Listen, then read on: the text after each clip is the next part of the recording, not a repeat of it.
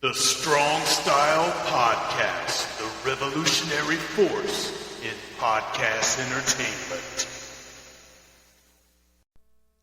What's up, everyone? It's James. And I'm Todd. And I'm Brandon. And we're back with a Strong Style Podcast. It's been a minute because we have other shit to do. And we're sorry. Sorry, not sorry. So, today, we tried to come up with something that we thought would be juicy. So, we got wrestling hot takes. These are going to be some very controversial opinions. A lot of people are probably not going to agree with us. And, fuck you. If you don't like it. You sensitive pussy motherfucker. I'm dying already. Yeah. I'm sorry. I saw this TikTok earlier. This guy was dying of cancer, and some woke person said some mean shit to him. He said, "Fuck you, you bastard. I hope you die. I don't give a fuck what you say. I don't really give a fuck at all. I'm dying." He said, "Fuck you, you sensitive." Yeah, that's pretty much how I feel about the entire world. I'm not dying, but I have that attitude. So yeah, exactly. But so who wants to kick it off with the first hot take? Well,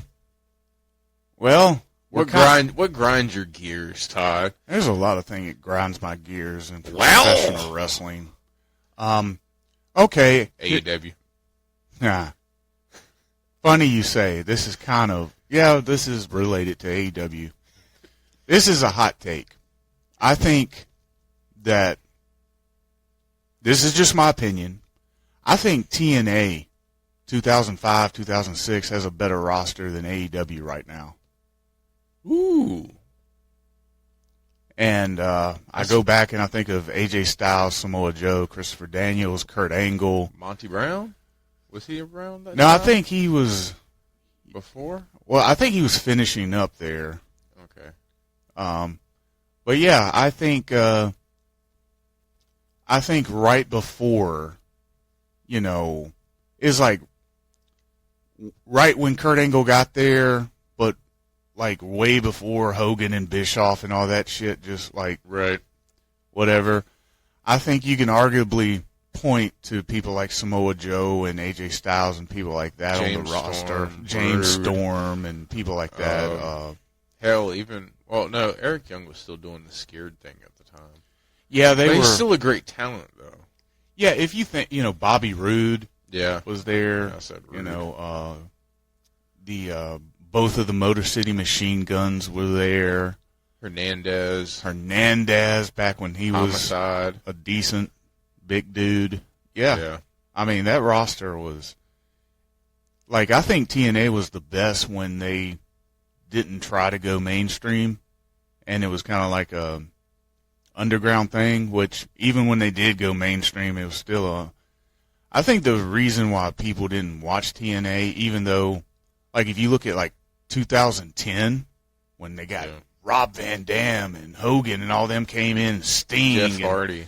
Yeah, I think they had a better roster in WWE, but nobody watched it because I think the main thing was the presentation. When you looked at WWE, it looked like a real wrestling show. TNA always kind of looked hokey. Like they didn't put as much into their production, and I think it hurt them.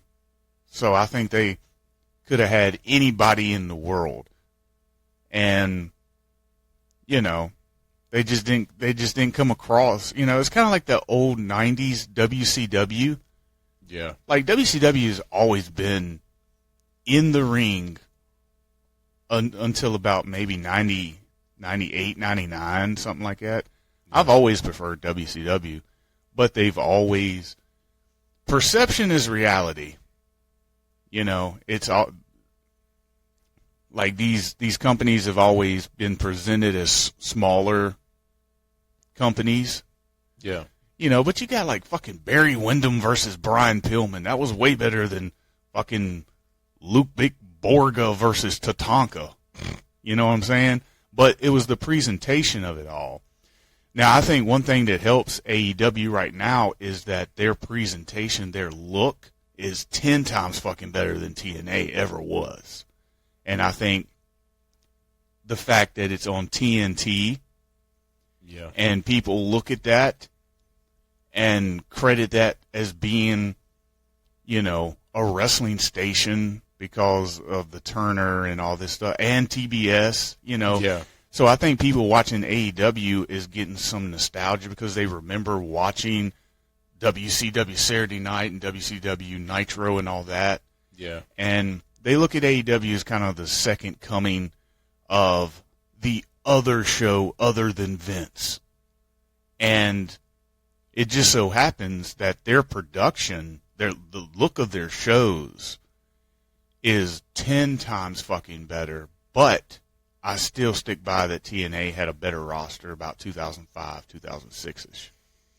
You know, that's a pretty good point. I can see that. But then again, I think it's also in the booking aspect of AEW. The AEW is biggest problem is booking and making stars. I mean, this hotshot booking and storylines that last 2 fucking episodes doesn't do anything. Sorry, spoiler, stories do make stars. I mean, the payoff on a big, good feud can make or break somebody being a megastar. I mean, fuck. Brett versus Austin. That great feud. I mean, him bleeding in the sharpshooter with fucking blood running down his head. I mean, it's in our brains. Like, it's an image, like, I can close my eyes and I can see now. Because it was a great feud. And then you got a great moment out of it. And that's the problem with AEW, is that they don't, like, they kind of hotshot book somebody for 2 or 3 weeks, like Jungle Boy, and then, poof, he's gone. Fucking Adam Page was on TV, fucking champion, pushed to the moon. Fuck, I don't think he's had 2, 3 television matches since being the champion. Possibly. I mean, if you're not presenting these people, they're going to be forgotten. I mean, out of sight, out of mind.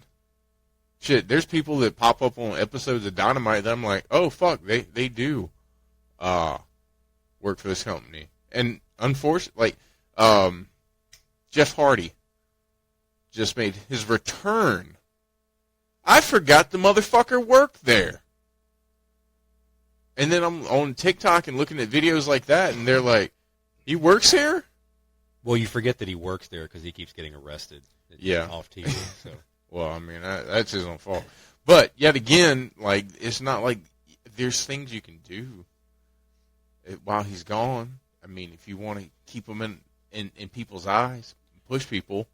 Yeah, and I think one of the problems is, like you said, the storyline will go for like 2 weeks and then stop, or, you know, sometimes they do a storyline, they drop it, and then they pick it up a couple months later and expect people to still be into it and remember it. It's not consistent. And I think one of the reasons why it's like that is because of they have so many people on the roster and they have nothing for them. You know, it's just so many people on the roster. And I think, you know, them doing this new show, what's the name of it going to be? It's going to be the Saturday show. Thunder? I'm sorry. I don't remember the name of it. Lightning. I don't remember it neither. But they're supposed to have a new show on Saturdays. Earthquake. I don't know, but people will pay to watch a pay-per-view on Saturdays, but a wrestling show has, I don't know, that sounds like death to me, because most people are out doing things on Saturday. Agreed. You I know. mean, unless you're trying to cater towards kids that are at home. Now, what the fuck they gonna do, make AEW Saturday morning cartoons? Don't give him any ideas. James, do you have a hot take? I think that Roman Reigns is leaps and bounds better than John Cena. As an overall talent, as an in-ring talent, on the mic, just Everything. I agree with you 100%. I think that you can do a lot more with Roman Reigns than you ever could with John Cena. John Cena was that he was Hulk Hogan, right? Yeah. I don't know about him personally. I don't know, but it's like the unwillingness to change anything. The only thing that he changes is his fucking gear, you know? Right. Exactly. I'll give a Ric Flair quote here. So on his DVD, he said that, they were talking about Ricky Steamboat, and he said the reason that Ricky Steamboat could never be considered the greatest of all time was because he never played heel. He said the greatest of all time is me, referring to himself, because he played heel, he played face.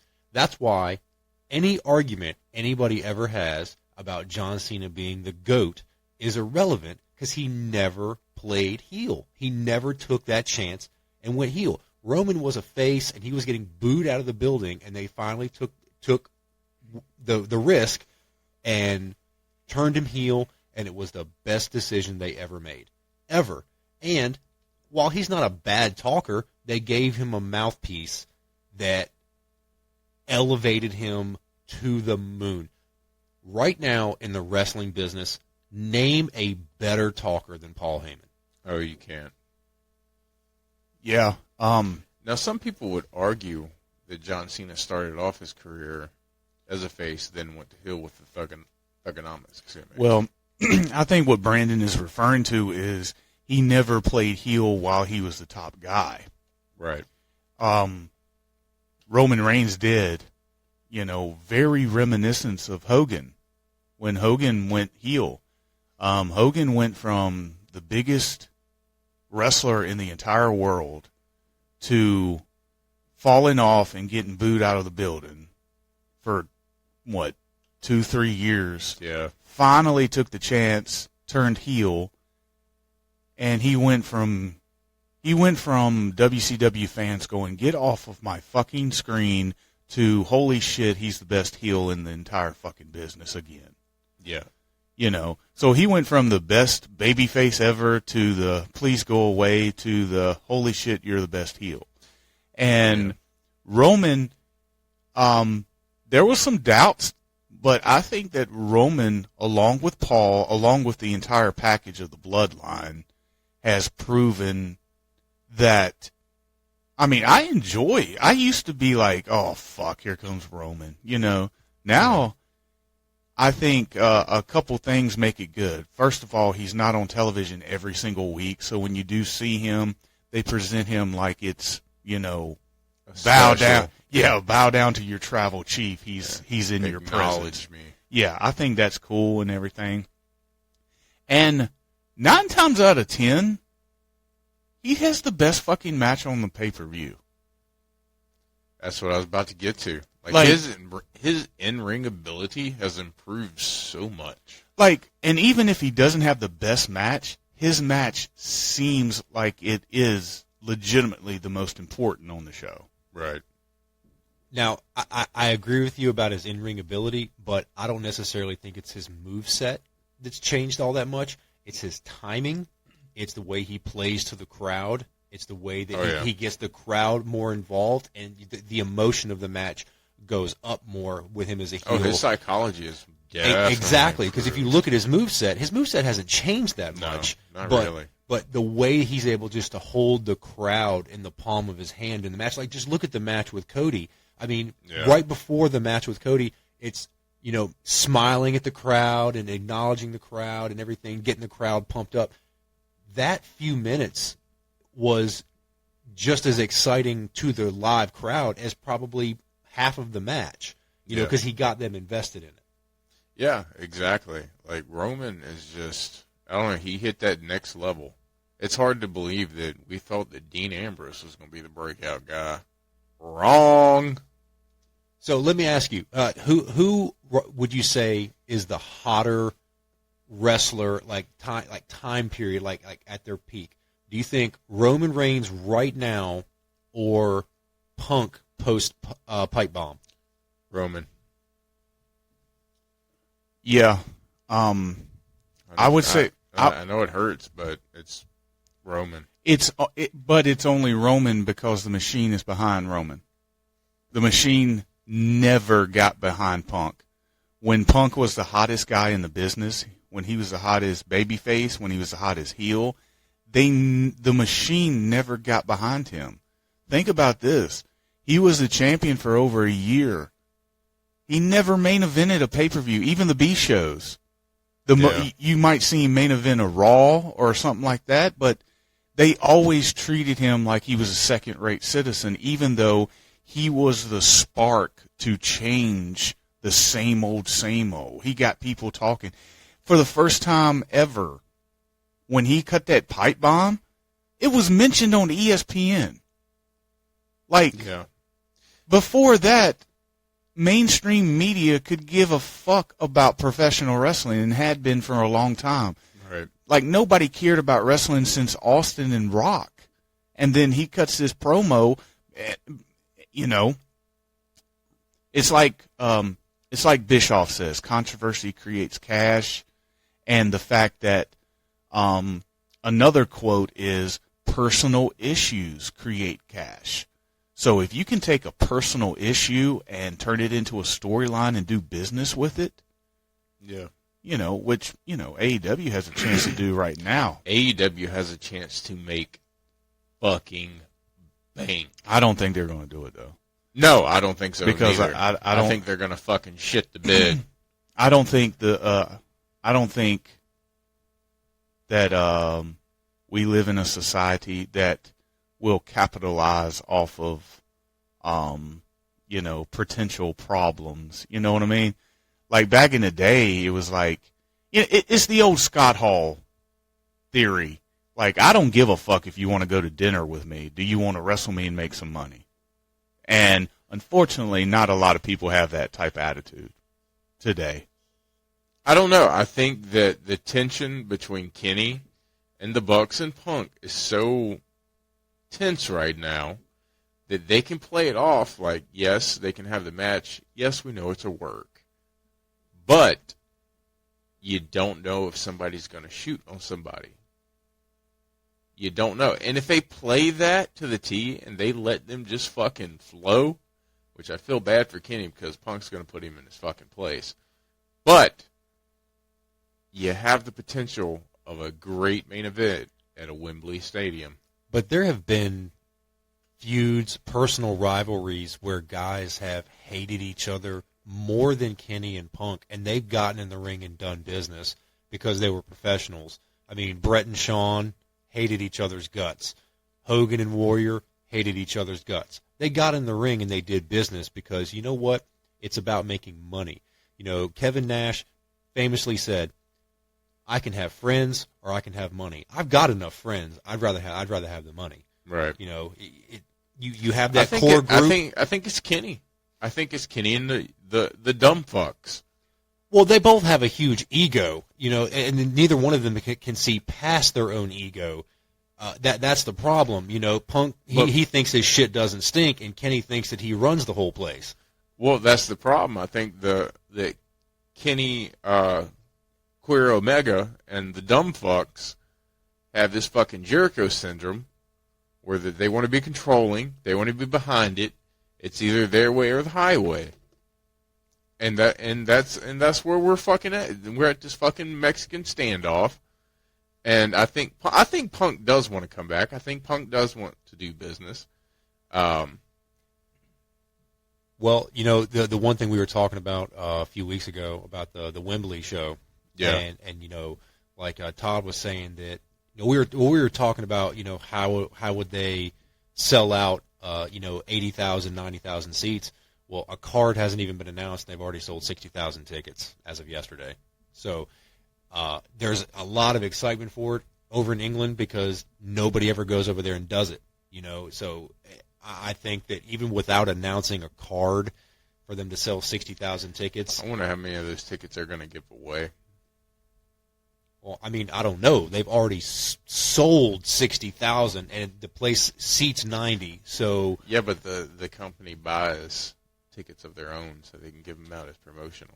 Yeah, but they don't do that until after like a certain date. Like it's usually within like 30 days. If they have tickets unsold, then the company will do that. But right now, they've already sold 60,000 without even announcing a card. So I'm just wondering. What they have going on behind the scenes. It's theirs to fuck up. Oh, I agree 100%. I mean, get Punk back. All you got to do is put Punk on TV, and the internet's going to fucking blow up. But see, the problem with Punk now is he's a great personality. You believe he's believable. He's a great talker, always has been. The problem is he sucks in the ring now. He's terrible. No worse than John Moxley, and they love him. Well, yeah, John Moxley sucks dick too, but rather see Punk and Kenny than fucking dumb fuck Ambrose. Well, so here's what I'm going to say: a death match again. Kenny's a prick, but Kenny right now will wrestle circles around CM Punk. CM Punk is just awful in the ring right now. He's not in shape. Look at his match with Hangman. He tried to do that buckshot lariat, and his knees gave out. He couldn't even do it. I mean, it was pathetic to watch. Yeah, well, there's things that you can hide. There's been wrestlers over the years that have been handicapped, but their personality sells tickets. I think a big one that comes to my mind is probably Hogan. He was never. He did enough to get people to hate him, right? Yeah. Now, everything that you just said, like him coming back and they do business and all this, like in theory, that's awesome. However, the willingness to do that on the parts of them is what's in question. And I think if you're willing to, if you're worried about somebody shooting on somebody, why don't they just do a 6-man? Have FTR, because Kenny and the Bucks respect FTR, and FTR respects them. But FTR is good friends with CM Punk, so you have somebody that can legitimately watch each other's backs, but you also have guys in there that would probably say, "Hey, motherfuckers, we're going to keep it professional." Because if you, dude, Dax Hardwood, or what's his name? Hardwood. Yeah, Dax would beat the shit out of all of them in a minute. So I could see him going, "Look, motherfuckers, we're going to have this match, and if I see any fucking bullshit, I'm going to beat the shit out of anybody." But it's only one person to fucking blame for all this bullshit, and that's Tony Khan for not having the fucking balls to keep his fucking animals in their fucking cages. Like it's nothing more. Like when you watch that press conference, I know we're going off, but it all kind of relates. When you watched him do that press conference, you can never tell that he doesn't, like, he has that deer in the headlight look. And you're thinking, oh, that's just Tony playing a character. No, that's Tony. He really doesn't know what the fuck is going on. And he's like, I don't know. I don't know if he's one of the, I don't know. They call it, it was funny when Ariel Helwani called him the snowman. That's funny. I got a question. What if they try to fake a shoot? That's exactly what they should do, because this is professional fucking wrestling. Everything is a fake shoot. Yeah, but what if they try to fake a fight? You know what I mean? That's exactly what they should do. You think they should? Yeah, I think, dude. It's different. This is the way that I would book it. Okay, I was about to say, how would you, like, would you tell, like, all right, when you get to this point, Kenny, Punk, I don't want you to really beat the shit out of each other, but I want y'all to fucking connect. Yeah, this is what I would tell them. I want you guys to lock up, and I want it to flow like it's a fucking match.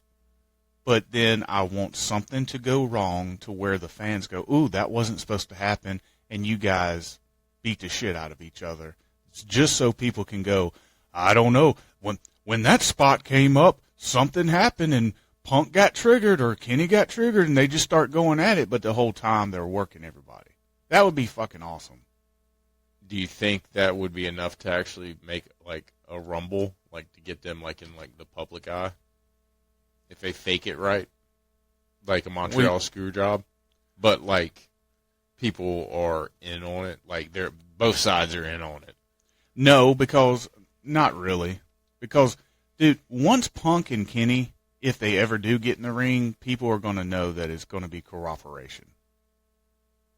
Possible. Wrestling will never be like it was in 1997. Okay?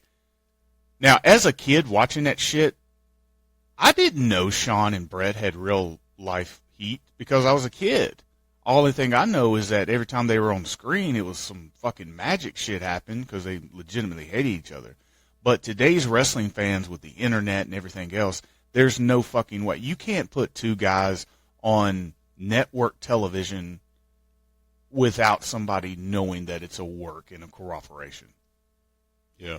So I have a question about this. And I think I know what you guys are going to say because neither one of you think that AEW has faces and heels, but They said they've made the statement themselves. right. So, we don't but have here's my faces or question: heels. sometimes the crowd can determine who's the face and who's the heel. How do you think that plays out in that match?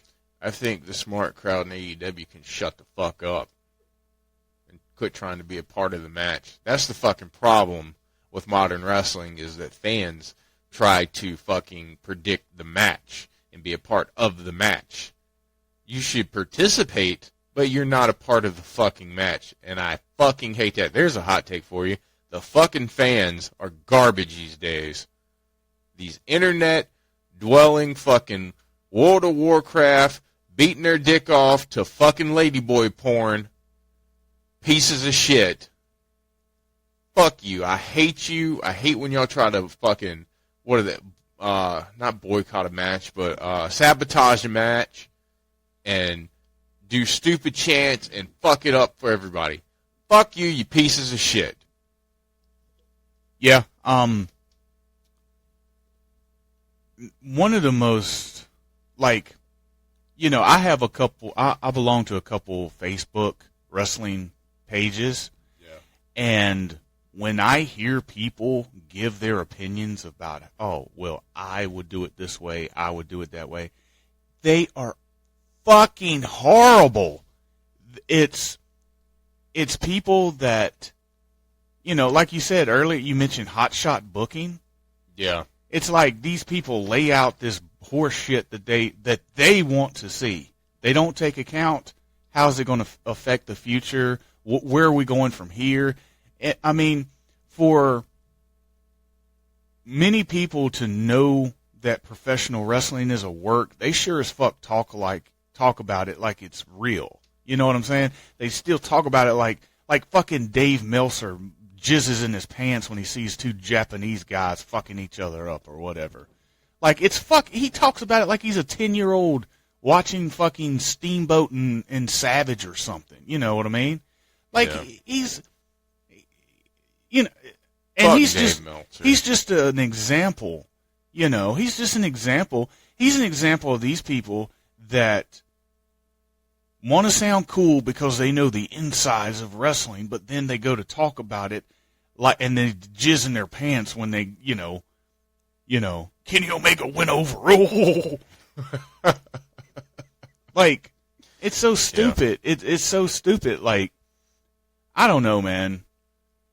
Things are a lot different. Thank God we did not have social media in the 90s. That's all I think. Social media ruins every goddamn thing. Yeah, it's like religion. It just ruins everything. Because here's a news flash. Not everybody was intended to have their opinion shared because not everybody is important. Sorry. I'm sorry that your parents told you that you were important. You're not. Yeah. And your fucking opinion is stupid. Is stupid. And that's the problem with social media. Everybody's got a Twitter. Everybody's got a Facebook. Everybody's got this. You can put these opinions out.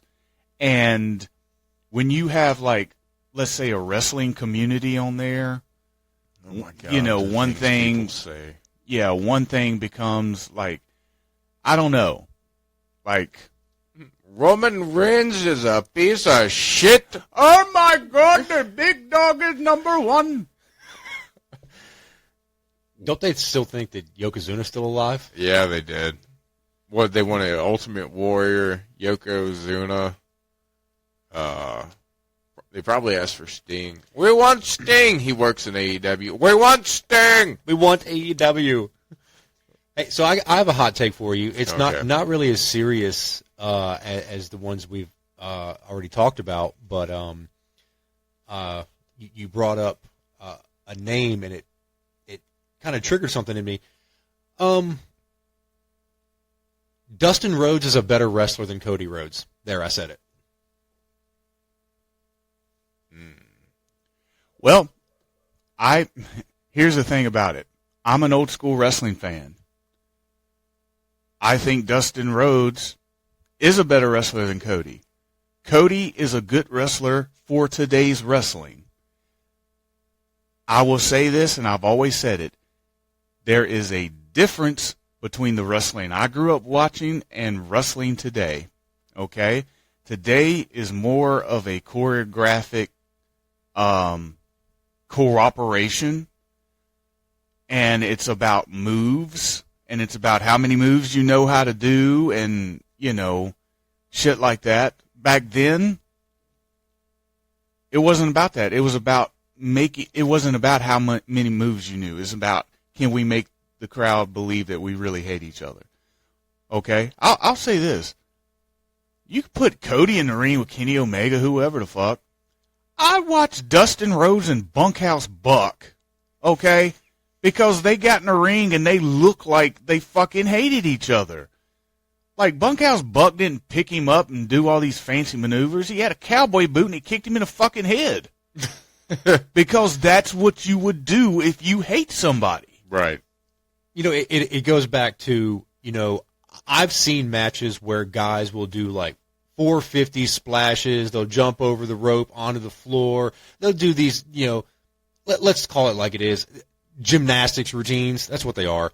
But they'll do all these things, and it gets a very minuscule reaction from the crowd because they see it every single show they go to. But if you go back and look at Roddy Piper could make the crowd explode with an eye gouge, a fucking eye gouge. Yeah. Okay, that's a worker. That's how you know how to work. Okay, these guys that think they have to go out there and put their body on the line doing these crazy stunts every time they get in the ring, it's not special if the crowd sees it every time you're out there. So it becomes completely irrelevant. You know, these guys made tons of money and didn't have to do all that stupid shit. Look at guys like, we already mentioned, FTR, like Dax Harwood. Do you think he sits back there and thinks, man, I got to go out there and do a moonsault tonight to get over? No, he doesn't do that shit. He can go out there and do the most crisp spine buster and get just as big a pop as anybody else doing all this crazy shit. But you know the great thing about what you just said, that if he did go out there and do the moonsault, nobody would be talking about any other match except for him and the awesome moonsault that he did. Well, the fact of the matter because is, he doesn't do it every goddamn match. I'm sorry, here we go. I'm about to say something. Hangman Page needs to quit that goddamn moonsault flip. It's fucking stupid. It never connects. He's too big of a guy to do it. It doesn't look good. The Buckshot Lariat, keep it. Fucking money. Love that mover. love the buckshot lariat. Yeah, the buckshot lariat is Easy Money, Ha! who did it first in 2001.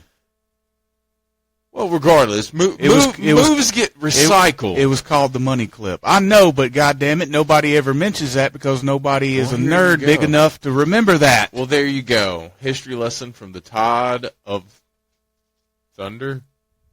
Yeah. Well, before you go off on your rant, let me just say this. I'm done. Back in the day, guys were over. Nowadays, guys aren't over, so they have to put the match over. That's the difference between... See, back in the day, you had over guys having a match. Nowadays, you have guys that aren't over trying to get the match over because Right. they're not over. And that's the main difference. That's why certain guys... Like, one of my favorite matches of all time, this is, people are going to be like, oh, he's old, he's Cornette, he's Jim Ross, he won't... he wants to go back to whatever. Fuck off. Good, timeless shit is timeless shit, okay? And it's not because wrestling has evolved. It's because you do it the right way and you do it the wrong way. Good shit, pal. Look, have you ever seen the empty arena match with Jerry Lawler and Terry Funk? I mean, I have. Did you see one goddamn wrestling move in the match? No. No. They punched, kicked, crawled, scratched. They looked like they had a fight. And Terry Funk was the best. The verbalization of it. You jackass. He came out with like people was in there. There ain't nobody in here, jackass. Yeah, like Jerry Lawler hitting him with a wooden chair and it breaks and part of the wooden, he acts like part of the wood got in his eye and he's like, my eye. And Jerry Lawler actually backs off from him like, holy shit, I didn't know it was going to go this far. That was that was Real. There was no moonsaults. There was no Hurricane Ranas. Hell, there wasn't even a fucking power slam to speak of, but, the same thing, It was real emotion. Right. Remember when the Horseman jumped Dusty and slammed his fucking arm in the door? Or when the Road Warriors took one of the spikes off and, fucking stabbed Dusty? Yeah. And he bleeded God, all over the yeah. place, which actually got him fired, by the way. Yeah. But it was legitimate shit, man. I mean, it wasn't legitimate, but how can I say it? It's like watching a movie where the stunt people are, where it's put together really good, and then you watch a movie where you can just tell it's a bunch of CGI shit. That's kind of the difference between old school wrestling and today's wrestling. I can watch today, a match that goes on today, and it's just I can just tell the cooperation. It's Okay, almost I like got they it. don't take pride. They don't take pride in their character. They have this thought process of everybody knows it's fake anyway, so why walk around and act like it? Have some fucking pride in what you do. If that's the way you think about this, then why are you a goddamn wrestler to begin with? Okay, I've got 2 points. So, piggyback off of what you just said. So, what's a good movie to y'all, that got you heavily emotionally involved? Saving Private Ryan? Any movie? Just a movie that got you heavily involved, emotionally invested. V for Vendetta. Okay.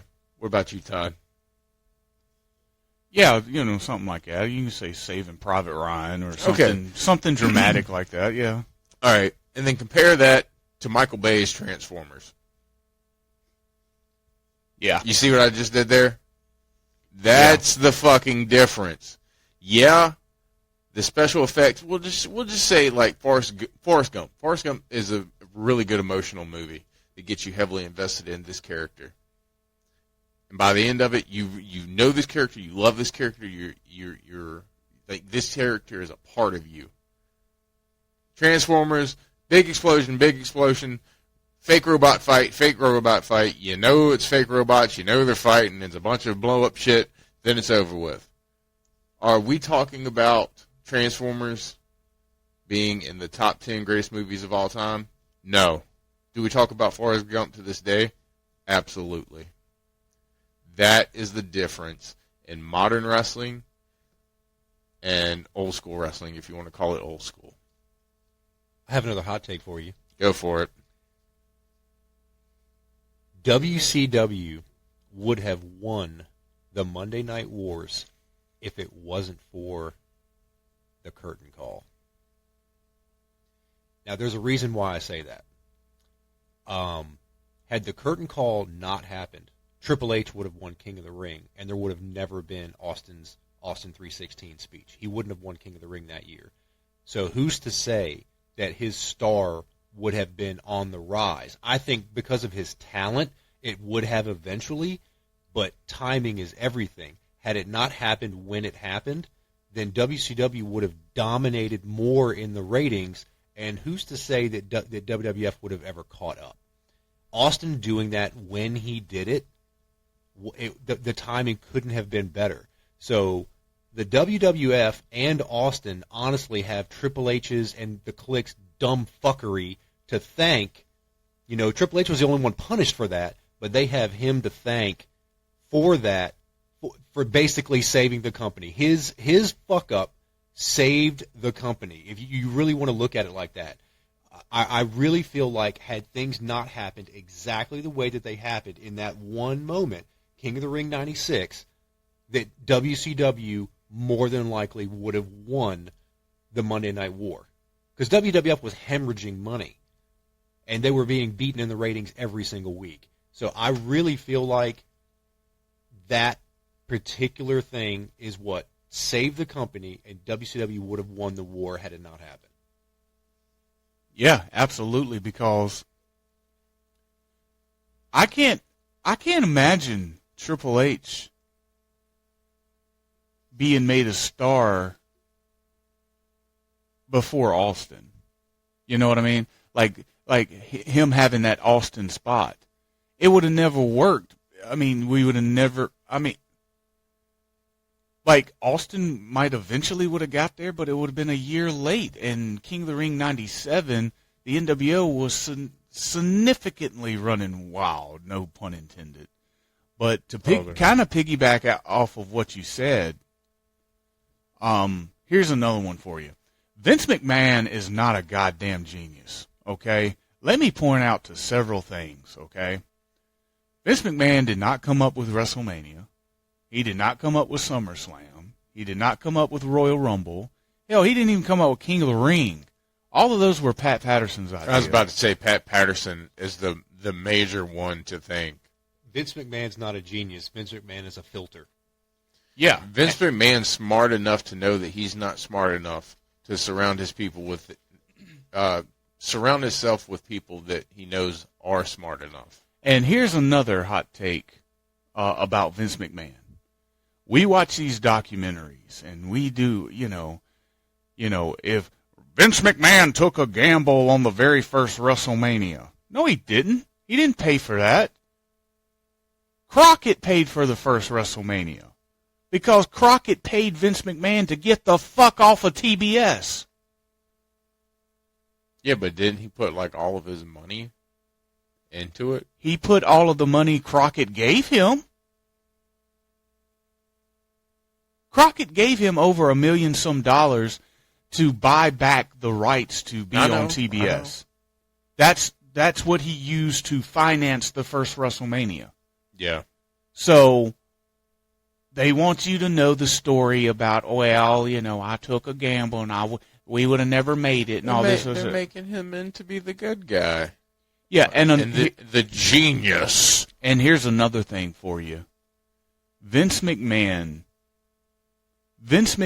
is not responsible for the Attitude Era either, okay? Vince McMahon was getting his fucking ass kicked by Eric Bischoff week after week after week. And I don't know if you guys remember, but Vince McMahon came on television, done like this public service announcement, and he said, us here at the World Wrestling Federation realize that you want a more edgier product, so from now on we're no longer going to insult your intelligence. We're going to present to you a more real and more, violent product. Oh, you mean like what WCW's been doing for the last year? Everything Vince McMahon. And you know something else? They always want to talk about WCW stealing the stars from WWF. Oh, the only reason why they kicked our ass is because they had our stars. And it's like, dude, where do you think Hulk Hogan came from? Where do you think Gene Okerlund and Bobby Heenan and Jesse Ventura, key opponents to your product in the 80s, where do you think they came from? They came from Vern Gagne and the AWA. How did they get there? You offered them more money than they were making. Why was Randy Savage, Hulk Hogan, Hacksaw, Jim Duggan, and the rest of them in WCW? Because Eric Bischoff offered them more money than you was paying them. So suck a motherfucking black dick. I don't disagree with you. I can't stand when you see these documentaries and all this shit and they want to rewrite the narrative. Like, I lived through this shit. I know what's going on. Your shit is just like when, here's another hot take for you. I've said it to you guys, but at no fucking, listen, for all the younger people out there, you go back and they say, oh, well, you had Hogan and Savage and Steve Austin and The Rock. Let me tell you something, folks. At no point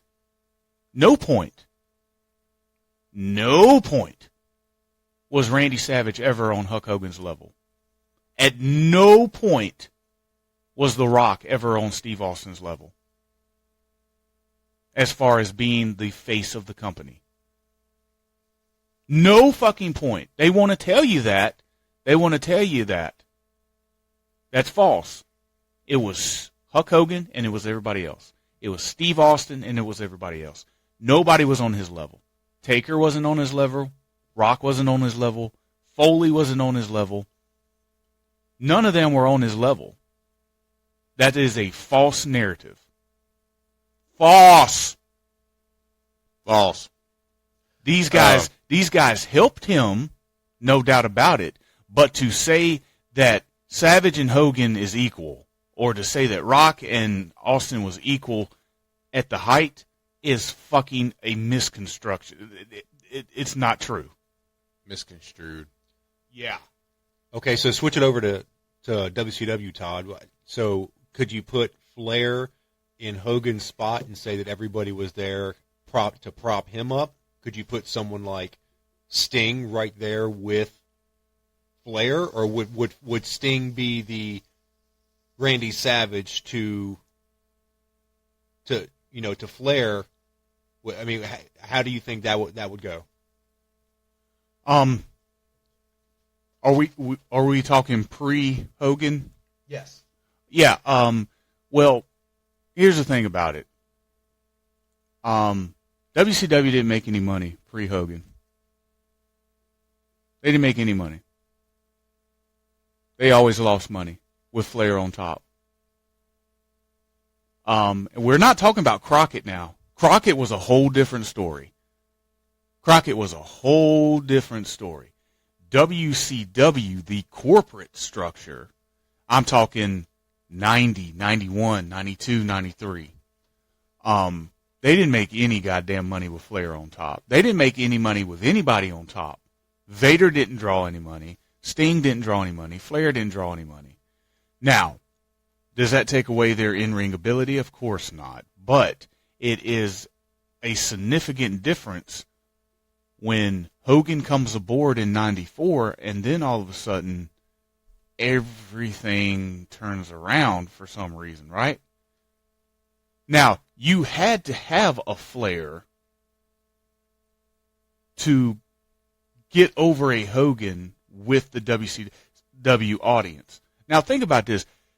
The diehard WCW fans, now, don't get me wrong, we always talk about like diehard ECW fans or whatever. There was diehard WCW fans. You know, the people that were used to turning on TBS, watching Saturday Night and Dusty Rhodes and all that.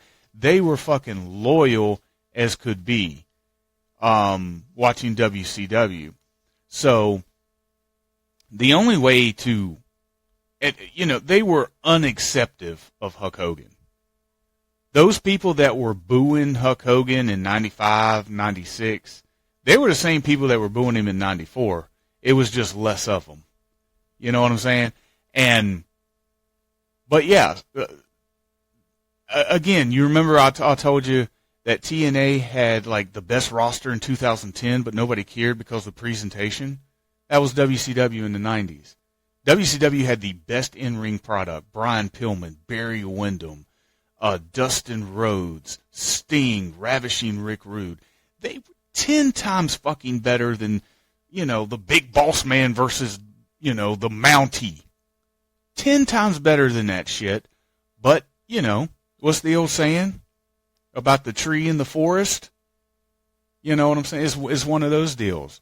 So, was it good? Was it good shit for a wrestling fan? Yeah. For a mainstream, no, it wasn't good. You needed Hogan. And I'll tell you another thing. They didn't know if Hogan was going to, do the Bash at the Beach thing. Eric Bischoff actually had penciled in Sting. And if that would have happened, same thing. If the curtain call would have never happened, they would have never punished Triple H, which means there would never been a Steve Austin. If the Sting done the NWO thing, WCW would have never won 83 weeks in a row. Well, the Sting NWO thing is interesting because the NWO got over because of the realism of it. Sting would have never, ever worked unless he did one thing. He took the face paint off. That's the only way it would have worked. Having him go out there with, clown makeup, having him go out there with face paint being the leader of the NWO would not have worked because it's not real. He would have had to have walked out there with no face paint and been as serious as can be and just shit all over the crowd. That's the only way that would have worked. I still don't think it would have had the impact. Yeah, it still wouldn't have worked. No, I'm not saying, okay, it wouldn't have worked to the level of Hogan, but nothing would have. Nothing would have. But he's the only other person that it could have worked with, but like I said, it has to be no face paint, no colors, no nothing. He can't come out there wearing pink tights and all this other shit. Oh, no, definitely not. But I got another hot take for you. Let me ask you about this. So, we brought up Hulk Hogan a couple times. I've always thought that in Hogan's run in the early 90s, I think Hogan should have dropped the belt to Ravishing Rick Rude. I thought he should have had a long program with Rude. And I think he should have dropped the belt to Rude, and I think Rude should have been at least a one-time champion. All right, I'm ready now. Because who else did he feud with? Yeah, I get the whole Sergeant Slaughter thing, but that was stupid.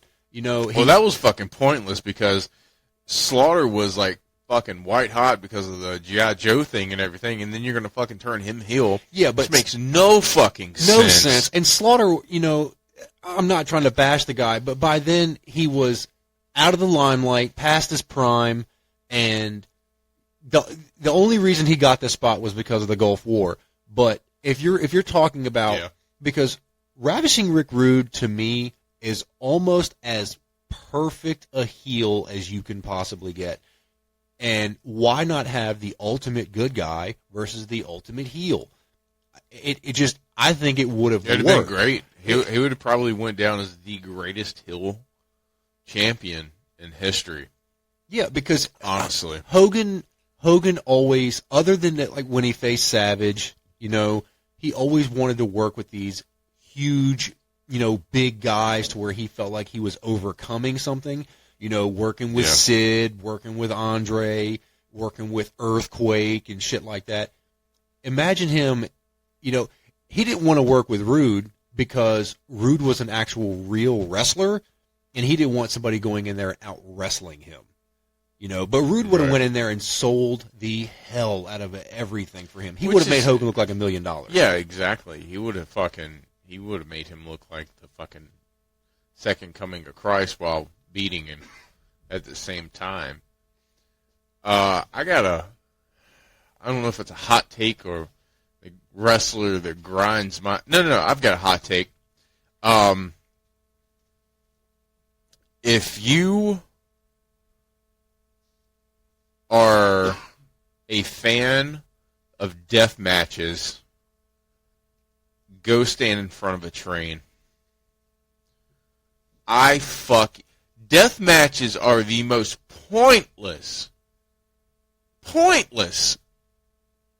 match you can fucking have in professional wrestling. It's fucking. What is the point of almost fucking killing each other? David Arquette almost died in the goddamn ring because of Nick Gage. Yep. And here's the thing. It doesn't matter because most of the time the people that are in it, nobody cares about. The thing that made like Terry Funk and Mick Foley and all that is because people cared about them. Because, yeah, exactly. They were Nobody cares about the big fat titty man in the Slayer shirt falling through light tubes. Yeah, so, like, this local guy around here named Cannabis, okay? So, he would go to a bingo hall or to the local VFW or whatever and get the shit beat out of him, bleeding everywhere, cut himself open for like $30. Like, hot dog and a handshake. I understand your passion for the business, but there's a point where passion becomes stupidity. No. No. It's fucking marks that want to fucking get in the business and they have no goddamn talent. So what do? They do death matches. Well, yeah, that too. Fuck you pieces of shit. And here's the thing about it. May you get frostbite on your nipples. Here's the thing about it. People look at me and, well, people look at us and say, well, how can you say that when you're a fan of ECW? And this goes back to my point. Oh, fuck them. It's not the matches that we hate. It's the fact that the people that do these matches don't matter. It depends. Dude, if you have Terry Funk and Mick Foley in a death match, you goddamn right I'm going to watch it. If you have fucking Cannabis fucking, doing that shit, then I'm not going to fucking care about it. The fact is, it's way more people with no talent. Every day, anybody can pick up something and hit somebody with it. Anybody can do that. It takes zero fucking talent to do that. Me. I'm getting to that bitch in a second. Me and you can have a death match, Todd. And nobody will care. The only people will get a pop out of it is me and you. And me. Yeah. And Brandon, because he'll see us. They're beating the shit out of each other. But my thing is that we could do exactly what they do in a death match. It takes little to no talent. I know, but let's say you were Terry Funk and I was Mick Foley. Different story. It takes on a whole new fucking dynamic. Or if I'm Rob Van Dam and you're Sabu, people care about us. See, the thing is the wrestlers got the match over. Right. Well, that's what I'm telling you. Like, yeah. The people that do all these moves today, people that do the death matches, people that do the acrobatics, they do this so people will talk about the match. They don't talk about them. They talk about the match. And that's the difference between old school wrestling and wrestling today. We talk about the match today, and 2 days later, we forget about it.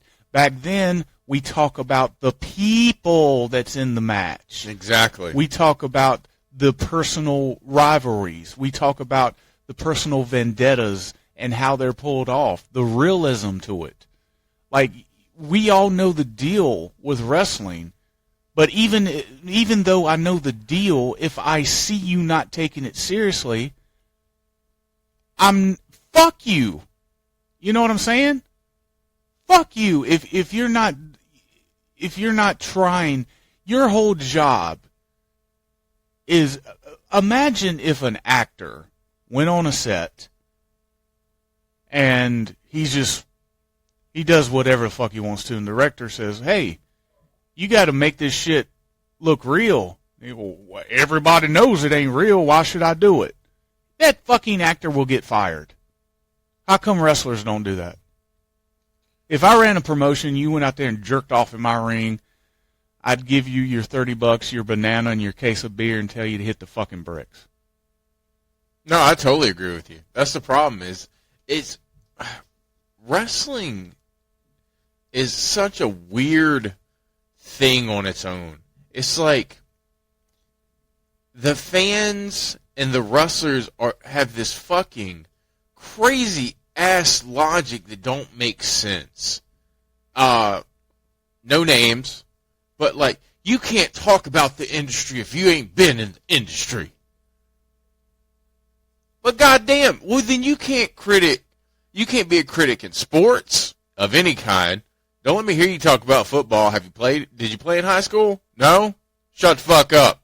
You ever directed or produced a movie? No? Well, goddamn it, you better love The Little Mermaid. You better not say anything bad about Ariel under the sea. Fuck you. Suck a dick. But yeah, but by that logic, that means that no one's allowed to have an opinion or criticize anything.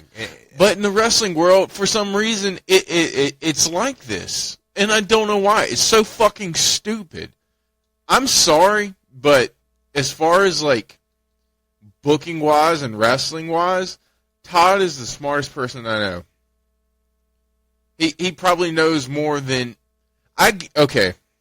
I would be Jim Cornette. I would be labeled Jim Cornette because I would refer back to things that I know works in professional wrestling, and I would be called Jim Cornette, and I would be called the person who's not willing to change with the times. And here's the thing about it.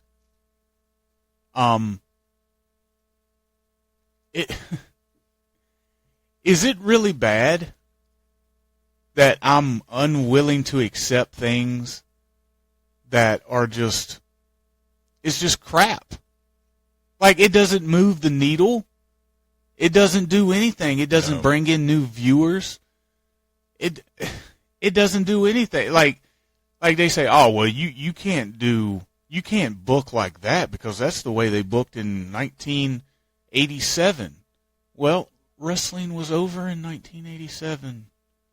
And you have a bunch of this is the perfect time to pull it out because the people that watch wrestling today, the marks today, they don't know what happened in 1987. You can recycle shit in wrestling and it seems new because fans come in that haven't seen it before. Exactly. And as far as saying that old school doesn't work, I'm gonna ruin all the AEWites out there really quick with this little bomb. Your fucking champ is MJF. If there ever was a goddamn throwback person, it's him. Yeah. He's an old school professional wrestler through and fucking through. MJF wrestles on television just as much as Hulk Hogan did in 1997. Just as much as Roman Reigns. Just as much as Roman Reigns. And guess what? He's over. Because every time you see him, it's a spectacle. Every time you see him, they treat him like he's a big deal. Like, he takes it seriously. And here, let's shift gears a little bit. Let's leave AEW alone and shit on WWE for a minute. Because I'm definitely going to shit on them. They introduced this new WWE World title, right? And they said, well, Roman is going to be exclusive to one show defending the WWE Universal title, so the other show needs a championship, right? So obviously Roman gets drafted to SmackDown, so the WWE Universal title goes to SmackDown. So the WWE World title, this new title, is going to be exclusive to Raw, right? So they're doing this tournament, and what is the first thing that they announce? You want me to tell you what the first thing they announced?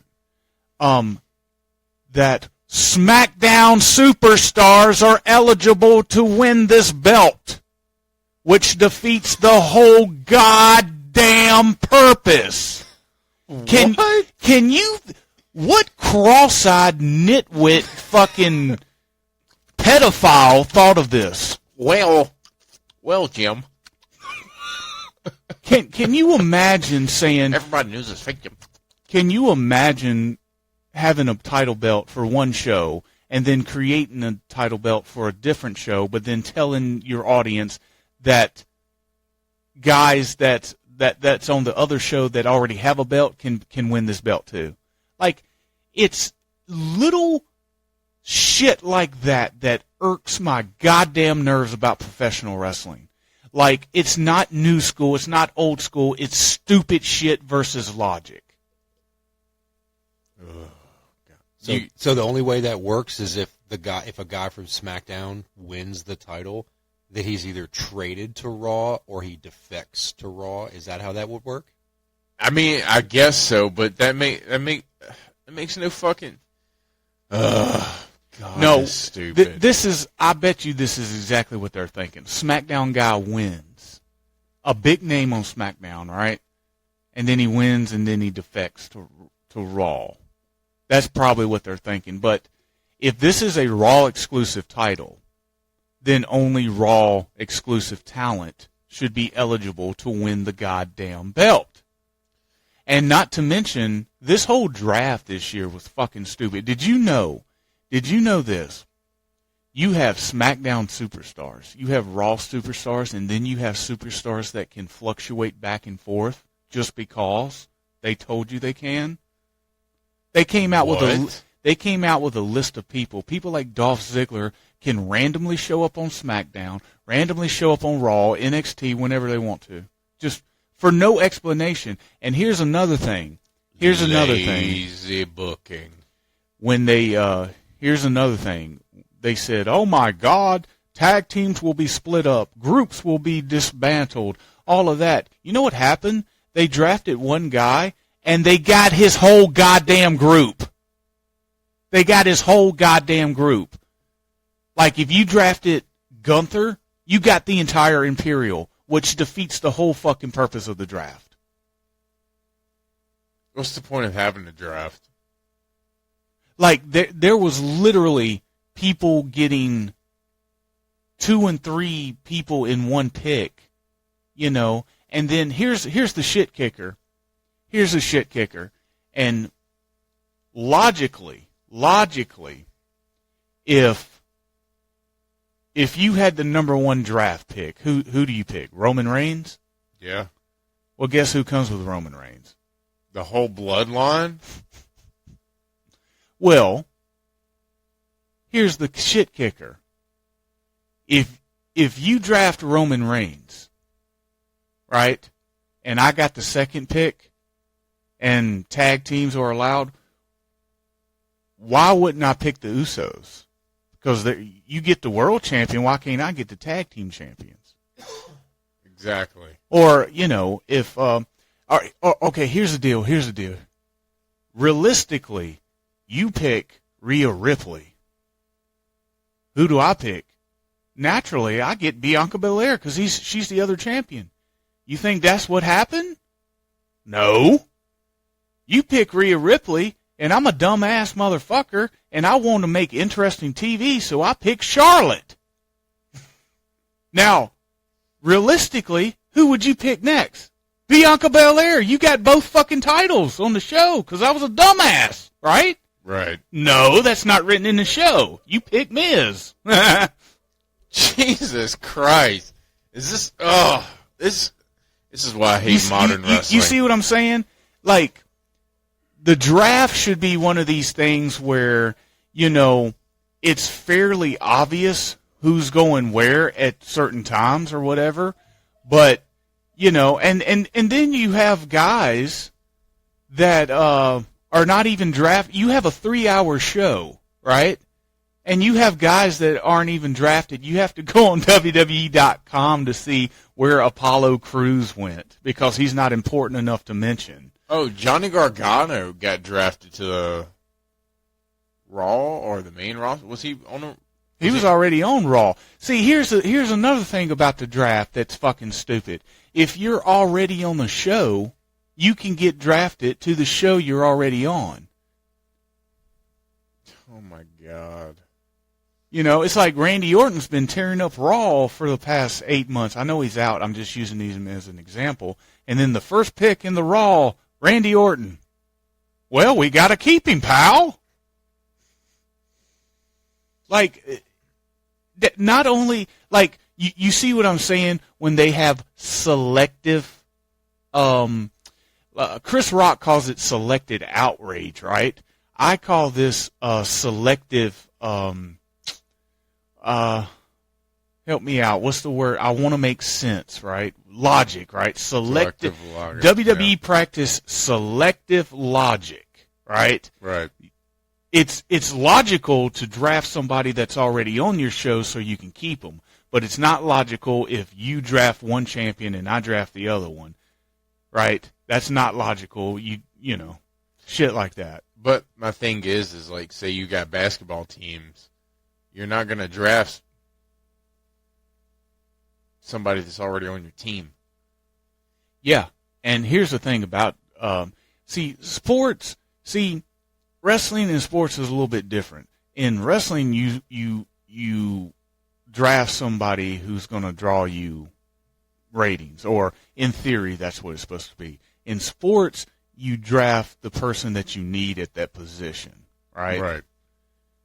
That's the way it should be, you know. Sure. Or you know, there are times where you can draft a big name just so you can trade him later and have leverage, right? Right. There are times when you do that. But in a professional wrestling scripted sport, when you can control everything, how can it be this fucking stupid? Right. Well, that leads me into what I was going to say.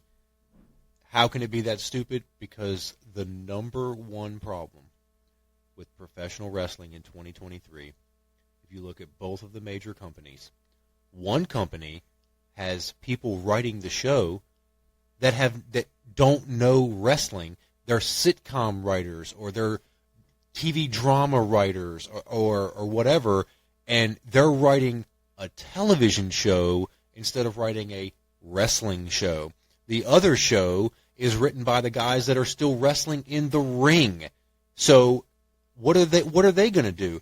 They're going to hotshot book everything, seat of their pants, and they're going to be like, "Oh, the crowd will jump for this," and then they'll say, "Well, that doesn't make any sense."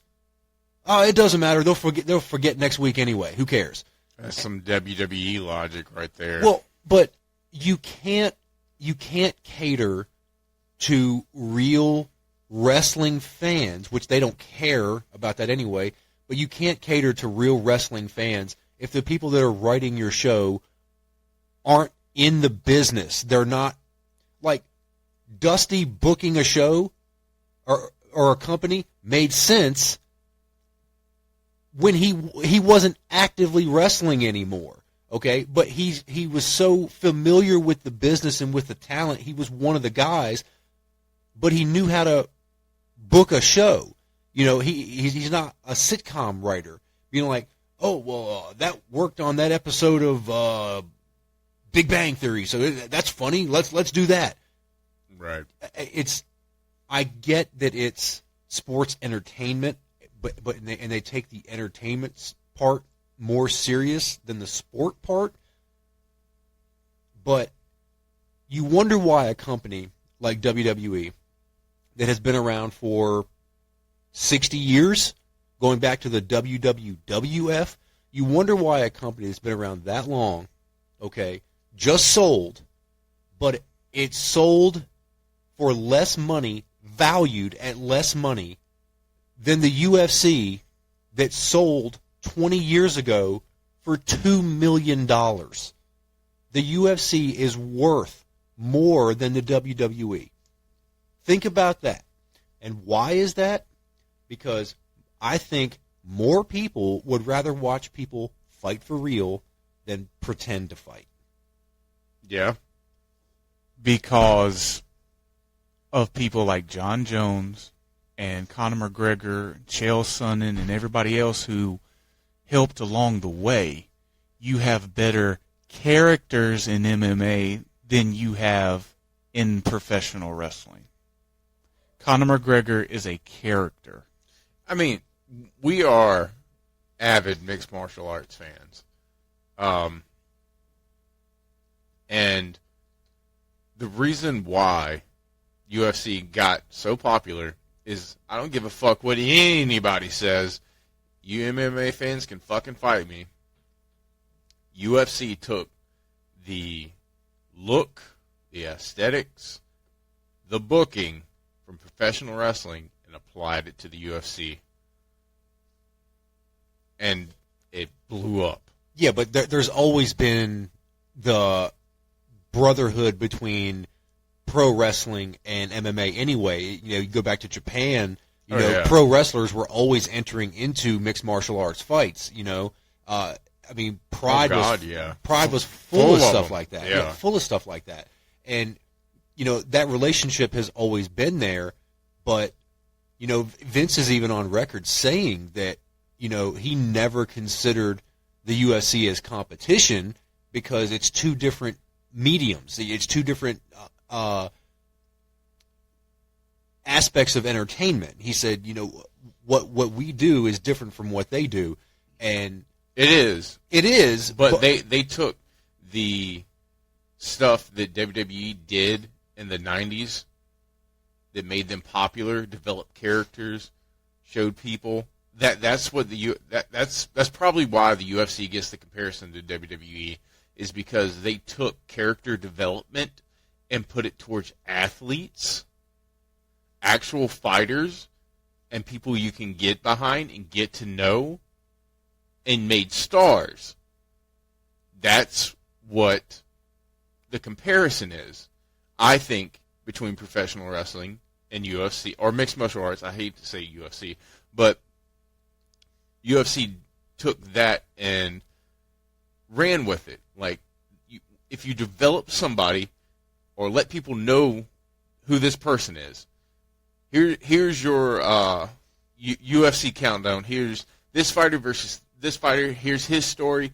Here's his story. Well, Todd sees this guy's story and is like, I can relate with that guy. I'm going to be rooting for this guy. Brandon, you see the other guy. You're like, well, you know what? I kind of think he's a fucking prick. Guess what? Y'all are going to be invested in the goddamn fight now. Because it's relatable characters. Because they're people. Oh, Austin.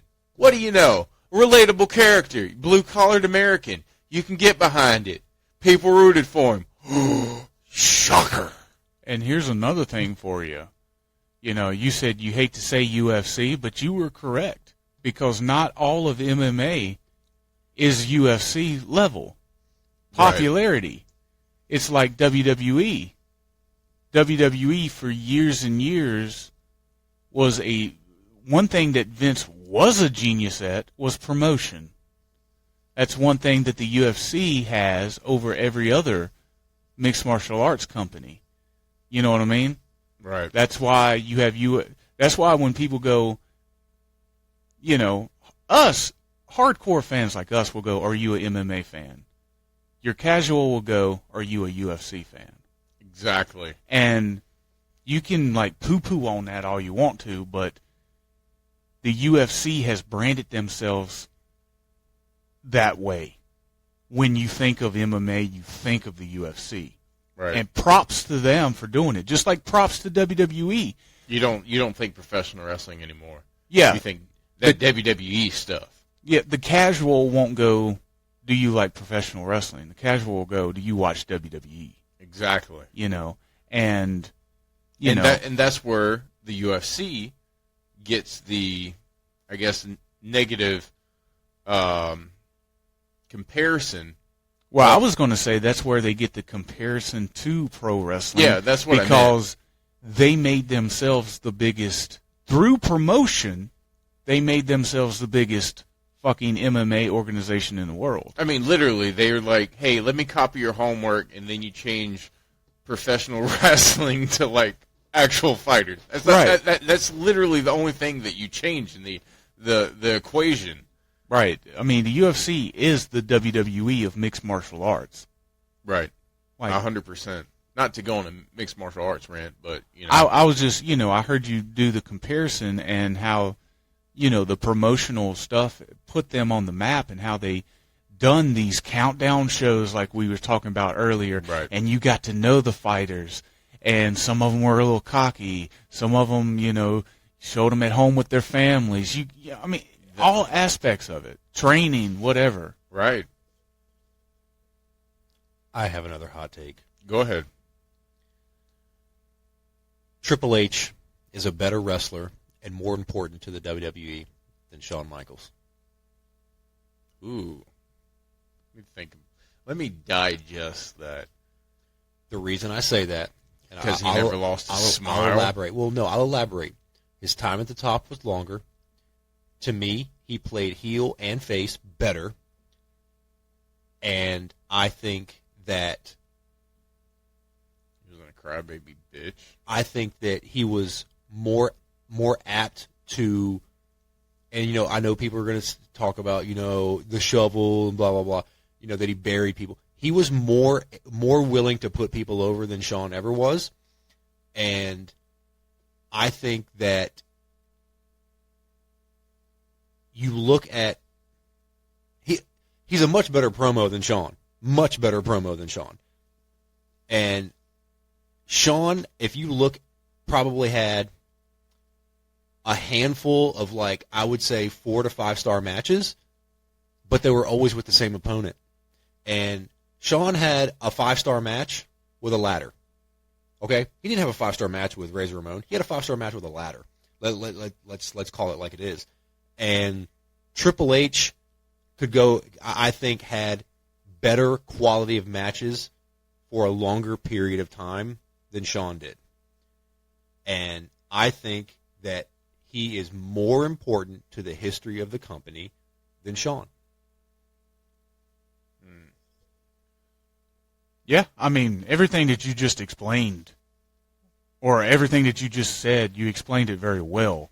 And I think that It's kind of hard to argue with it. you can point at Shawn Michaels, you can point to certain matches and say, okay, this is why Shawn is one of the best of all time. But if you really want somebody to play both heel and babyface, do business, work with anybody, and be a ring general, and get over storylines, understands the business side of where a story is and where it should go, I agree with you. Triple H is way better. Because, of course, Shawn is one of these guys that if you're not talking about Shawn, he ain't fucking listening. Yeah.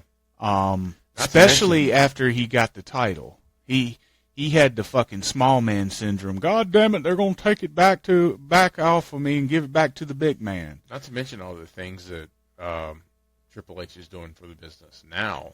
Yeah, Triple H He's trying to get it back.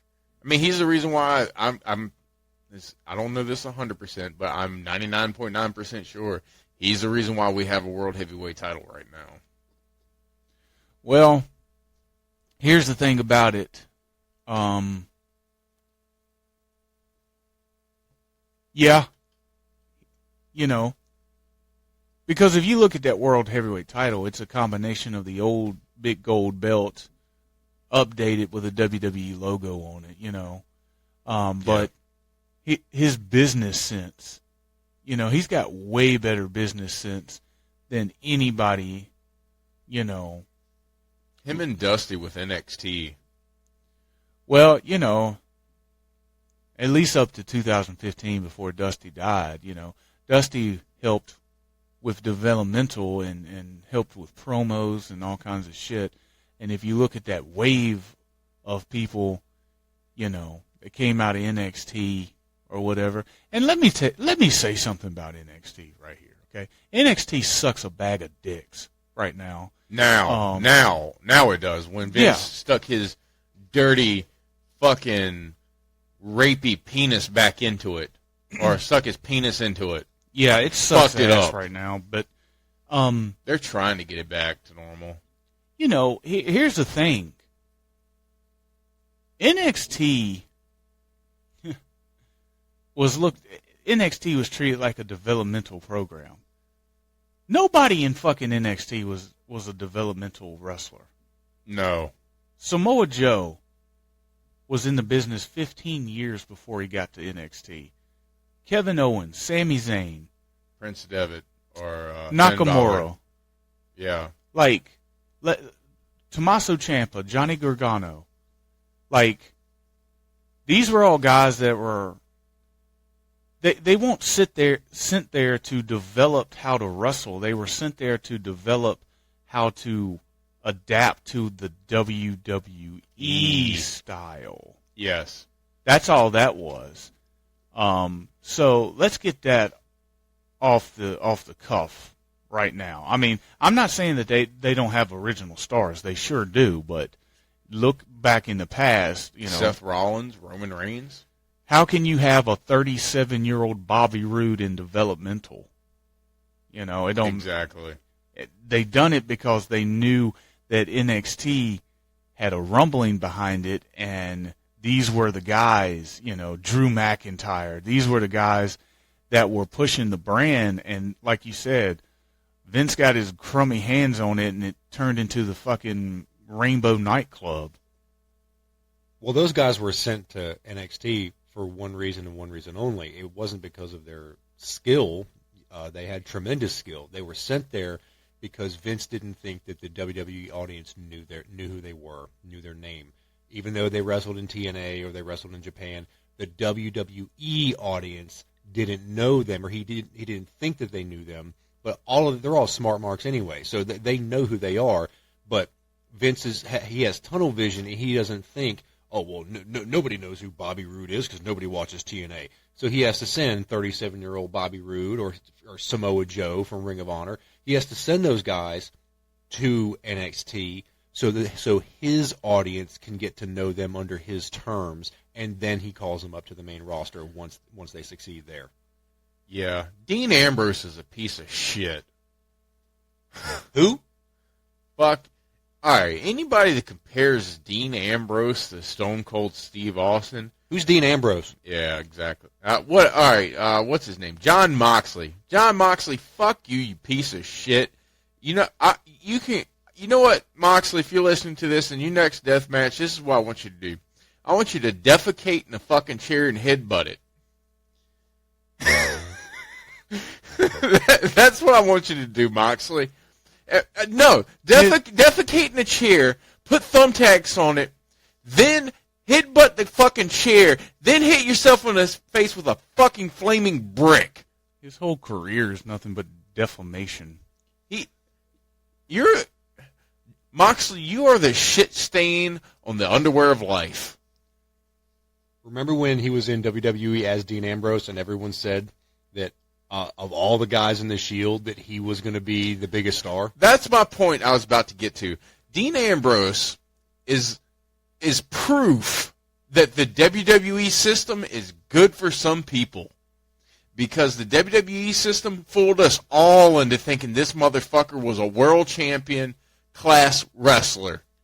Yep, and I'll tell you somebody else where the WWE system benefited very much so, because They benefited from the WWE system.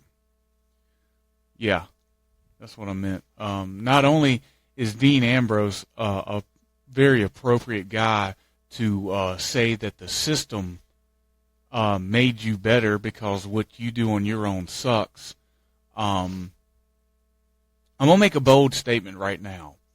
I don't know who's coming up with it. I don't know if it's his idea, but Bray Wyatt sucks a dick. And I don't know what's wrong with him, But if he's coming up with all that goofy shit, then he's a fucking idiot too. He needs to put his fucking flower shirt back on or whatever. I don't know if that was his idea, or if that was the WWE's idea or whatever, but yeah. I don't know what the fuck's wrong with him, but he sucks a big old dick. So he doesn't benefit whatever he's doing. I don't know whose idea it is. Is it his idea? Is it somebody else's idea? I thought right now that everything that they're doing is his idea. Well, everything he does is fucking rotten. But Every goddamn thing that he does is rotten. But my thing is, every goddamn thing he does is rotten. I'm not saying that it's not rotten. I'm thinking that it's his idea, and then WWE tries to mold it to what they want. You know what I mean? Like, okay, Todd, you come up to Vince, you're like, hey, I want to do this, and they're like, yeah, pal, that's good, but what if we do it this way? Yeah, I don't give a shit. It's horrible. I don't care who comes up with it. It's fucking horrible. Right. He's got fucking Captain Howdy, whatever the fuck it is. Looks like a fucking... I'm Woody. Howdy, howdy, howdy, howdy. Looks like a fucking midget Oz or something. I don't know what the fuck it is. It's fucking rotten. It's rotten. And here's another goddamn thing. Here's another thing. I've always praised him when he was doing, the beginning of the Wyatt family, because it was awesome. But Bray Wyatt has never had more than a fucking 3-star match ever. I disagree with that. Are you talking about on his own, or hasn't been involved in one? He has never had a one-on-one match where he had more than a 3-star match. All of the great matches he's ever been in, the best match he ever been in was that 6-man tag with the Wyatt family versus Shield. That's what I was about to say. But, okay, individually, I agree with you. No, Bray Wyatt individually, first of all, he's one of these guys. What about that pitch black match that they had? First of all, he's one of these guys to where he comes out the entrance, after the entrance goes, and the match after about 2 minutes of the match, the fans sit on their fucking hand and wonder when it's going to be over. That's a Bray Wyatt match in a fucking nutshell. Are you saying that he's our Ultimate Warrior? No. How the fuck you? What? You don't get the comparison No, I'm making? I don't at all. I get it. You're saying that he's all entrance. He's smarter than you. Fuck you, Todd. Okay, well, yeah, that flew over my head, but yeah, you fucking putz. I'm thinking he's a far better wrestler than goddamn Jim Hellwig. Sir, he died warrior. Warrior Hellwig. Warrior Hellwig. All right, so I just thought about something. Since we're doing hot takes, why don't we try going around the room and do this?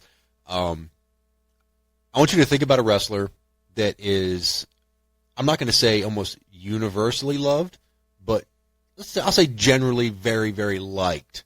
Okay, but you, for some reason, whatever your reason is, you can't stand him, and you don't have to give a reason why, but just a wrestler that is generally, by wrestling fans or the public seen as good or as well liked, but you're just like, fuck that guy, I don't like him, and you don't even have to give a reason. You can, but you don't have to. Orange Cassidy.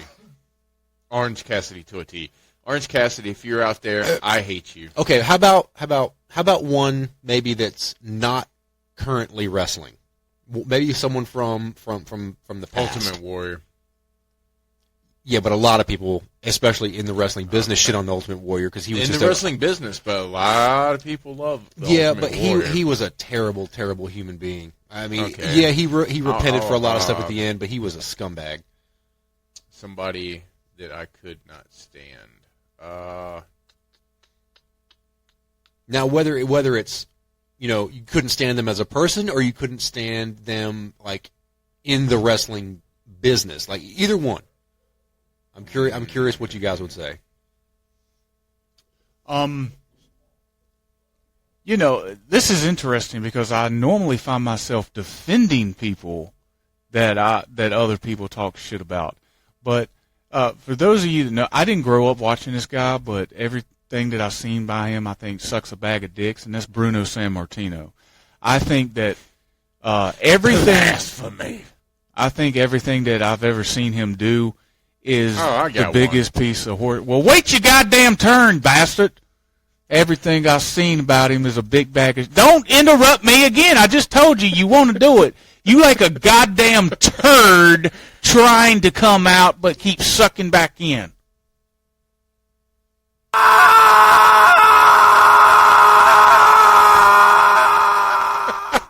But yeah, my pick is Bruno.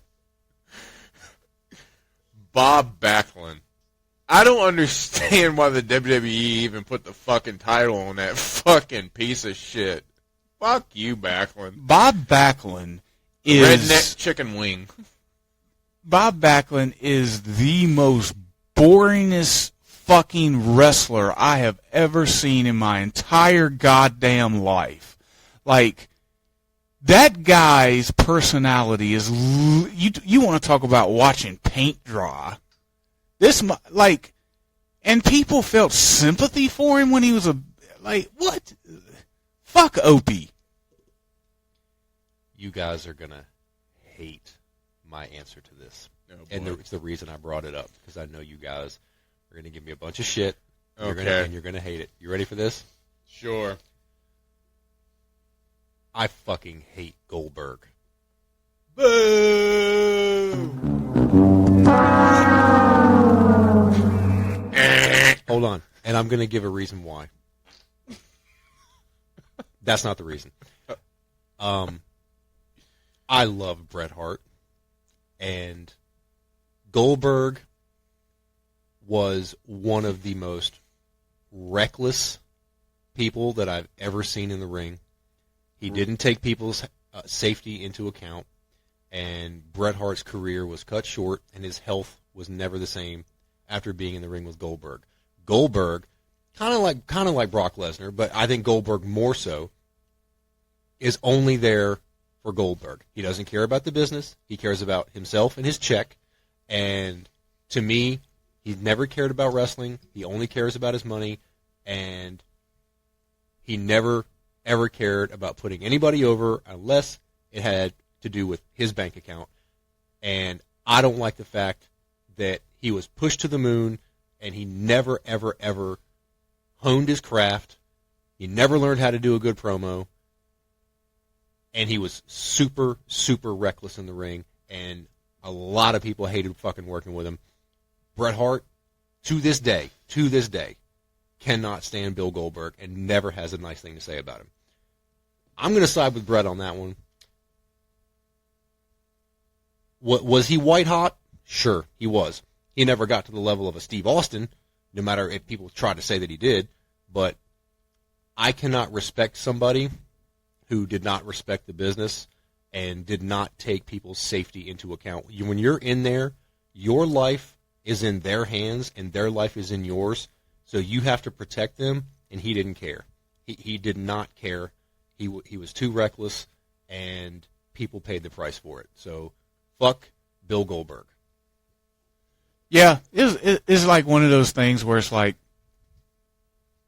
you know, if you grew up watching wrestling in the 90s, like late 80s, early 90s, and you were that right age where the Ultimate Warrior clicked with you, to this day you're going to defend and like love the guy, right? So Goldberg came along at that right age for me. So everything you said I can't defend is true. But only thing that I will tell you is that I admit that I look past all of that because I'm such a fucking mark for him. I'm a fucking Goldberg mark. Are you more of a Goldberg mark? Are you more of a Goldberg mark or more of a Bret Hart mark? Well, you know, obviously Bret Hart is more important to the wrestling business, than Goldberg ever was. But, you know. Yeah, but to you he's not, because he's not to me. When I was growing up, I was more of a fucking Goldberg fan. Oh, yeah, growing up. But like I said, that came around. I mean, but now it's different. Now it's different. Well, I mean, if you would ask me when I was 12 years old, I would have picked Shawn Michaels over Bret Hart at the time. Probably. Honestly. I mean, ow. Bret Hart to me was more of a more mature people that have experience will tell you that Bret Hart is the best ever. You might not see it when you're younger. You know what I'm saying? Right. Because you might be more into the flashier moves. But as you get older and you go back and you watch a Bret Hart, you know. Yeah. And look, there's a lot of great guys that I like, but I always think, like you take Kurt Hennig, Mr. Perfect. As much as I love Mr. Perfect, I think Bret Hart wrestles circles around Mr. Perfect. You know? Yeah. Like, Bret is like my ultimate guy. Like, now that I'm older and I have seen all of what wrestling can offer, I don't see anybody better than Bret Hart. I really don't. And, some people are going to be like, what the fuck is wrong with you? You ever seen Ric Flair? You ever seen this guy? You ever seen that guy? Yeah, I have. That's why I consider, regardless of what anybody else says, this is an educated opinion. I'm not I'm not a professional wrestler, but I am a professional wrestling fan. So suck my dick. I would say the only person that I would put in a tier with Bret Hart, at least, in my own personal opinion, is Kurt Angle. Kurt Angle had the technical ability, I think, right there on par with Bret. Kurt could play heel. Kurt could play face. Kurt could do some high-flying stuff. Kurt was funny. He doesn't get enough credit for how funny he was. And this is a guy who came from the Olympic world and transitioned just beautifully, and to me became one of the 10 best wrestlers ever in the history of the business. I think Kurt Angle was a top 10 guy. Now his longevity wasn't there, but you could say the same thing about Shawn Michaels. Shawn Michaels' time at the top was what? Less than 2 years?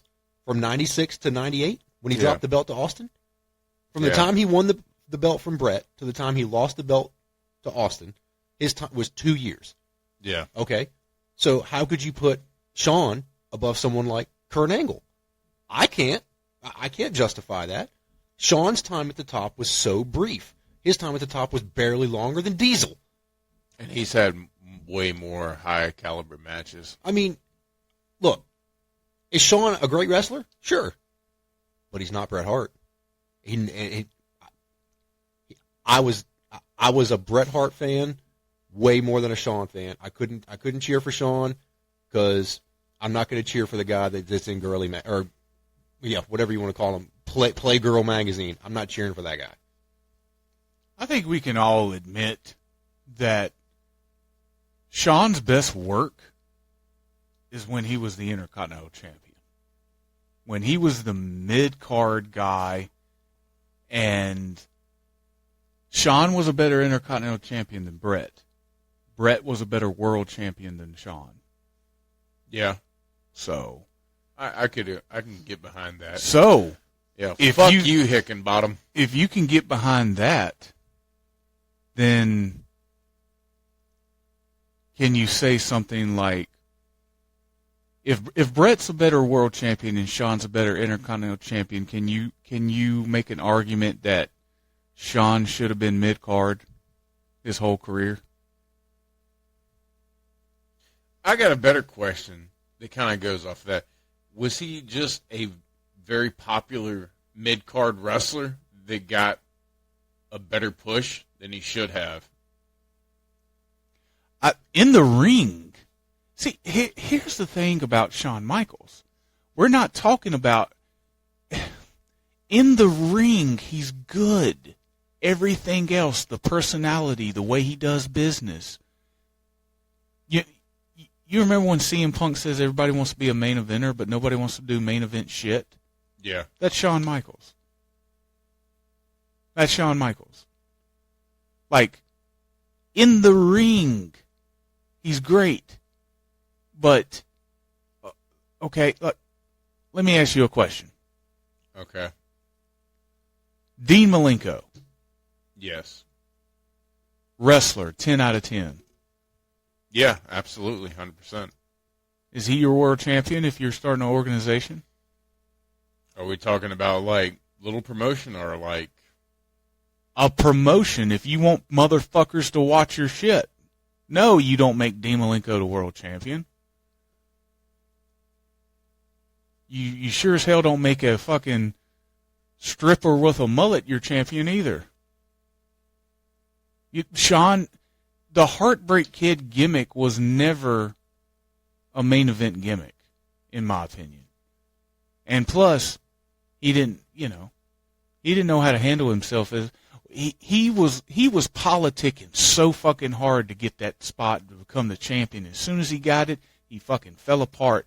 Bret Hart stayed at home and watched and told Vince McMahon, I'm just going to sit back, watch it, and watch Shawn self-destruct and watch the ratings go down. What happened? Shawn Michaels self-destructed and the ratings went down. I don't know. Vince was so gun-ho. And unless you were a fucking little kid that didn't know anything, or unless you were a woman, you really didn't fucking care for Shawn Michaels, honestly. Yeah, I can agree with that. I had a hot take. Fuck. While you're thinking, here's one. Jeff Hardy fucking sucks. I was waiting for that. Jeff Hardy sucks. He's the most overrated wrestler of his generation. And No, because we have Kenny Omega. No. Jeff Hardy's worse because Kenny can go in there and Kenny can put on a good match. Jeff Hardy can only fall off stuff into other stuff. No. If inanimate objects didn't exist, then Jeff Hardy would have no career. His entire career, his entire fucking highlight reel, there's no 5-star matches. His entire highlight reel is falling off stuff. He's a stunt man who got into wrestling. And I know people will say, well, Mick Foley's the same way. No. Absolutely not. No. Absolutely not. You want to know why? Because Mick Foley could do a fucking promo. Mick Foley had 3 characters that he had to play, all 3 of them different, and all 3 of them were fantastic. Jeff Hardy's character, it's been the same thing for 25 fucking years. It's old, it's stale, he sucks as a wrestler, his brother's better than him, leaps and bounds better than him. I wish Jeff Hardy would go away and never come back. Matt, as a technical wrestler, yes. I can say that. Okay, but answer this. If Jeff Hardy never jumped off stuff, would he even be relevant today? Yes or no? Don't elaborate. It's a yes or no question. Would he be relevant? I have to think about it. Like if he did exactly what Matt did, if they were just a tag team and they were just a wrestling tag team and he did not jump off shit. If he wasn't Shane McMahon with long hair, that's what Jeff Hardy is. That's what is Shane known for? Jumping off shit. He's the boss's son who jumps off shit. Jeff Hardy is a guy who jumps off shit. That's all he's known for. Name one thing he's ever done that's not jumping off something. Oh, he was in the ring with The Undertaker for one match. Wow. What else has he done? He's more notorious for doing bad shit than doing good shit. The only shit he's ever done that anybody remembers is jumping or falling off stuff. Nothing else. Yep. You're exactly right. Think about what was the first high-profile Hardy Boys match? It was the Hardy Boys versus Edge and Christian, where the winner got Terry Reynolds as a valet. And what happened? Jeff Hardy reached for that little, what was it, it was something hanging down, and he reached at it, and he fell a certain way, right? That was the animation for WWF No Mercy. Every time you reached a belt and you fell, that was a Jeff Hardy It wasn't like bump. a briefcase, was it? No, it was like a sack. Yeah. But, yeah, that was the first high-profile thing that Jeff Hardy ever done, and it was falling off of shit. From then on, it was always the TLC matches of him taking high bumps. That's all it is. Can you name one emotional storyline where you can think about Jeff Hardy? No, you can't. Let's move on. It's always falling off shit. It's always, doing the swanton off the biggest ladder or jumping off the TNA stage or whatever. That's all it is. But you can think of a Matt Hardy storyline that was real with Edge. That storyline is better than anything that Jeff Hardy ever did in his entire career. Why? Because it was real and it was legitimate, and you could actually feel that they probably hated each other's fucking guts. And they went in there and they had good wrestling matches. Jeff Hardy sucks. He is a cancer wherever he goes. I hope he gets help or whatever problems that he has, and he lives a long life. But he needs to get the best thing for him and his mental health is to be away from professional wrestling and do something else. He'll never get better and stop fucking up as long as he keeps going back to professional wrestling, as long as dumb rich people like Tony Khan keep throwing money at him. Stop doing it. Leave him alone, let him recover, and live a normal life, and he'll get all better. What benefit do you have by bringing him back and him constantly getting in trouble? He doesn't add one extra eyeball to your product. None. Nobody is tuning in to see Jeff Hardy in 2023. Let it go. Stop. It's over. Over. Yeah, kind of hard to argue with those facts. I still... I didn't mean to go on a rant, but, and... I don't know. Orange Cassidy exists. Orange Cassidy sucks, too. Now, here's the thing. I've actually seen highlights of him actually doing some decent stuff in the ring, but his gimmick is stupid. His gimmick takes the entire wrestling business and flushes it down a toilet. Yeah, that's true. It's like, oh, this guy just got hit in the head with a brick. Okay, well, this guy lightly tapped the other guy on the ankle, and it's like his heart exploded. It's fucking stupid. Right. Exactly. You got any takes, Todd? Nope. Stupid ass. I had one, but it fucking slipped my mind. Here's one. Maybe AEW should do an experiment. Let Jim Cornette book the show for a year and just to see how it does. All the talent would be fired. Who would they keep? Nobody. The only people that would be willing, I don't know. CM Punk would have a job. FTR would have a job. Yeah, there'd be a few, MJF. Oh, MJF.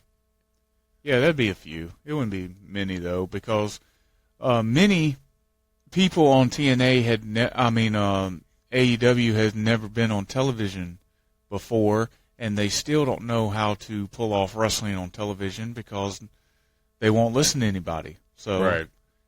Fuck. You know what? I'm tired of talking about it. Fuck them. They don't want to listen to them. Do what you do.